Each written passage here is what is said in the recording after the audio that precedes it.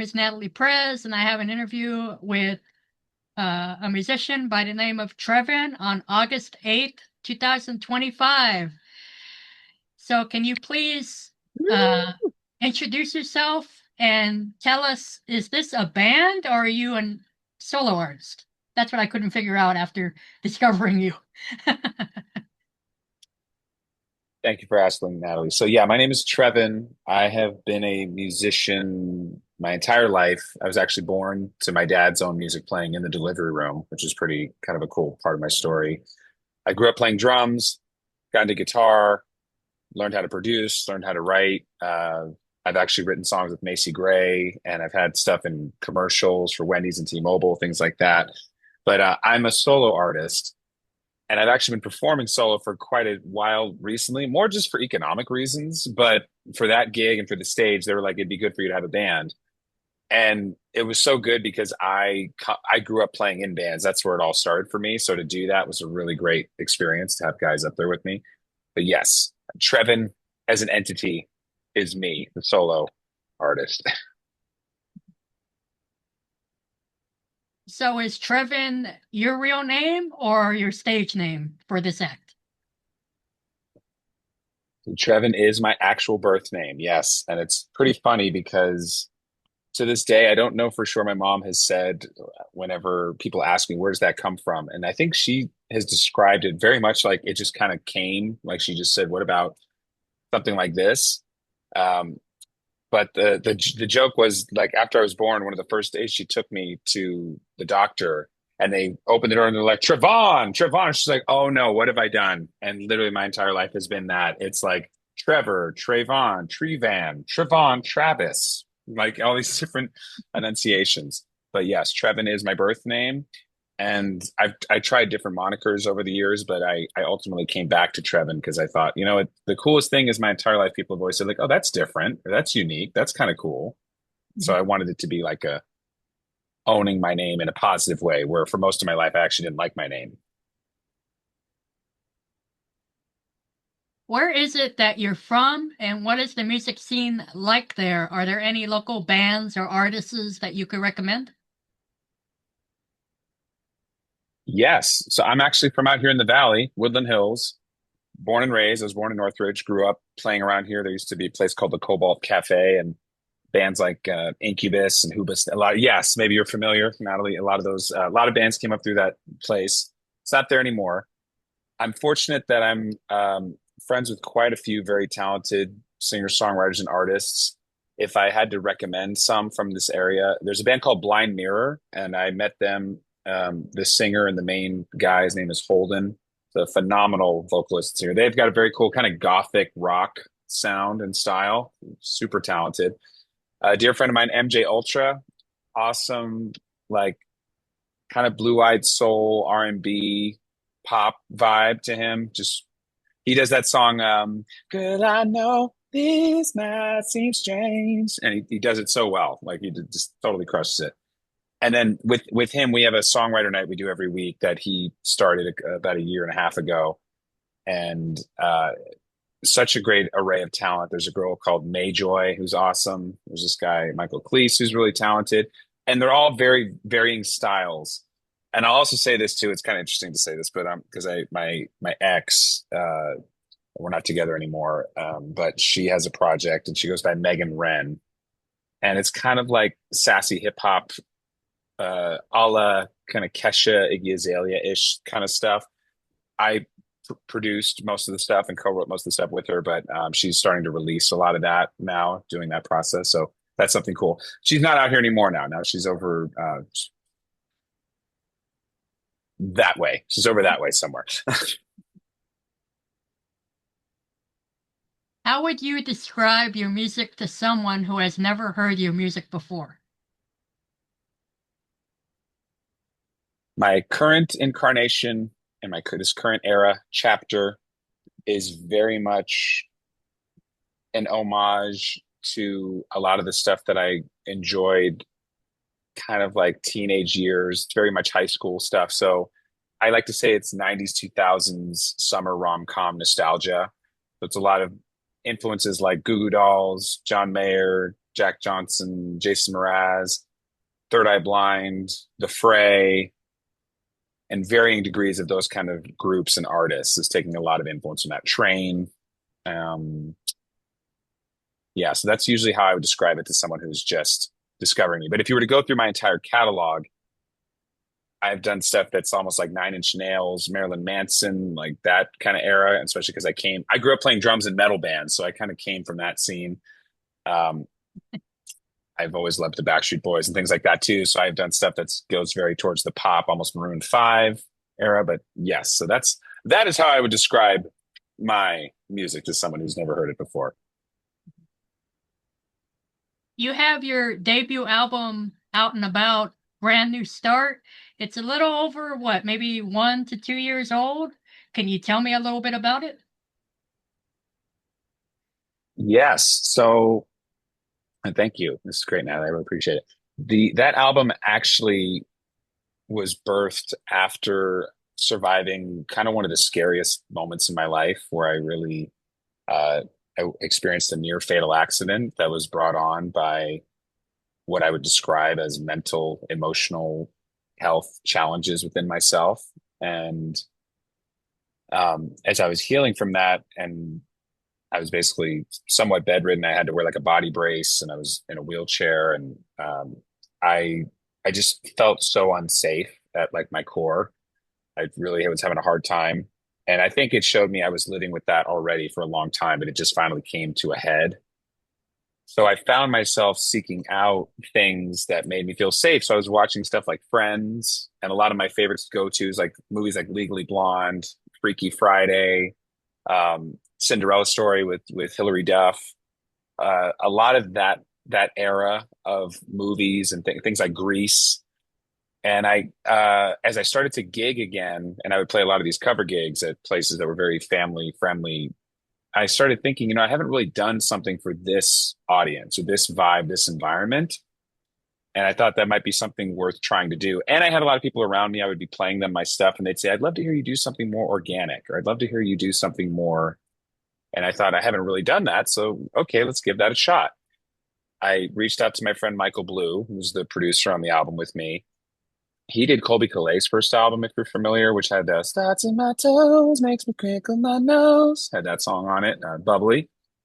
And he had been a friend of mine. I'd worked out of his studio, so I hit him up. I want to do these songs. I gathered a lot of seeds that I had had over the years.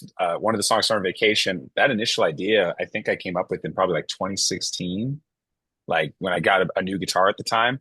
So I gathered a lot of these choruses or song ideas I was sitting on that I thought this could all go together. And funny enough, the song Brand New Start became the title track because when I was trying to think of a title, it was my mom who said, you're kind of coming out of this experience, and it's almost like this is a brand new start for you. So maybe that's a good title to go with. And that's what I ended up choosing for it. And that is how that album was birthed and how it came about. Do you have any new music in the works as far as a follow-up release or nothing yet?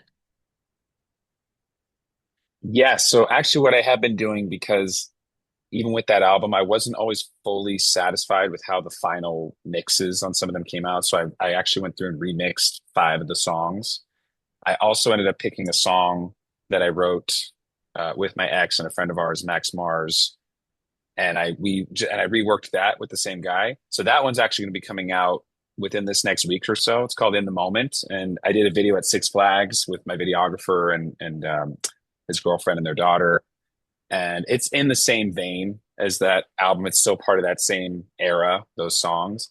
So that's a new one. And then I'm also working on a new version of a song of mine called Get You Right, which is an older song, but I'm kind of reimagining it as well. It's a little more dancey, but still feel good.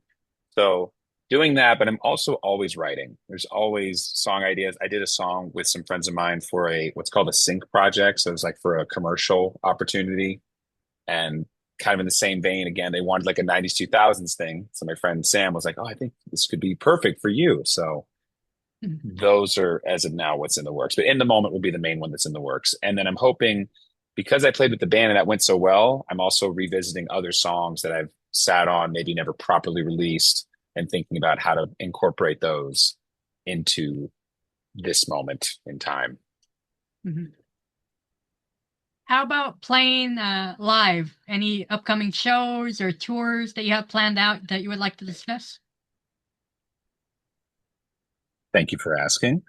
I'm doing tomorrow. I do a farmer's market in Fullerton, like once or twice a month. So I'm actually doing that tomorrow morning. And then tomorrow night, I'm going to be performing at this thing called the Water Lantern Festival, which is in Simi Valley. They do them all over the place, apparently, but they reached out to me, and it sounds like they do those things where they have the water lanterns that you're supposed to be able to get. You can write down a prayer or a note, something to a loved one, and you'll be able to like send it out onto the water. I'm doing that, and but now that I've done the City Walk gig, I also did another gig that was kind of a milestone for me at Warner Center Park, getting footage from that and making a proper kind of demo reel. I'm excited and hopeful to use that and send that to managers and other bands and artists to potentially go open for. So there's nothing other than my usual gigs right now that I do, but I'm hopeful that in the next month or so we can actually start to open up some other opportunities gig wise. What plans do you have for the future as far as the rest of this year goes? You're already what, in August? And it's gonna be the holiday season all over again. This year flew by. It's crazy. Cool. Crazy, crazy.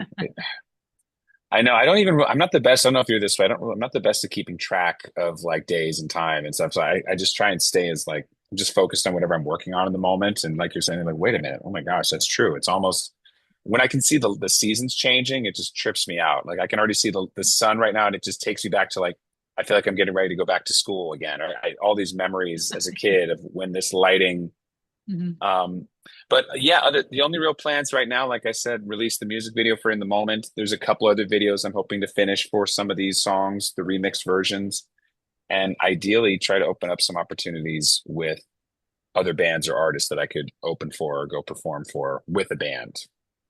Mhm. With the holiday season coming up, have you thought about incorporating a Christmas album or anything like that, or nah, not going that direction?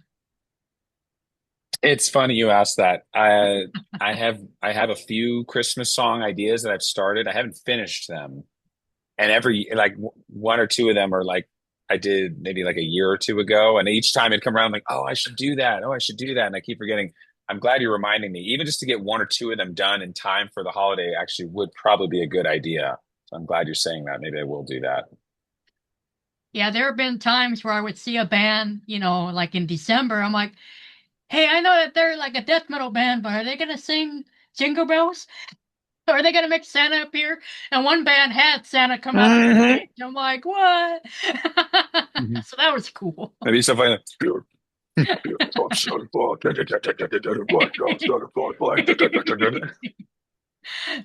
So hey, you never know. Uh, Never know. Never know. uh, where can we listen to your music and where can we buy your stuff online? Thank you for asking.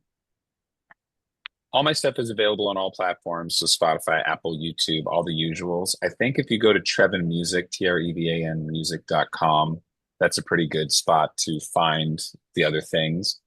And I do have a merch store now, finally, which just have some shirts, some towels, stickers, things like that.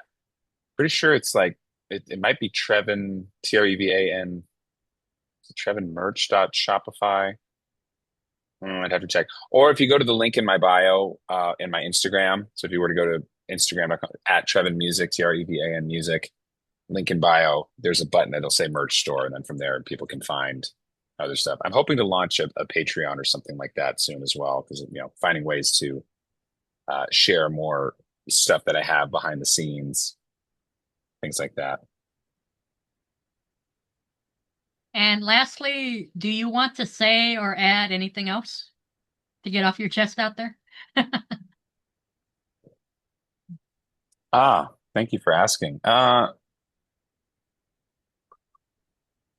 It's very surreal.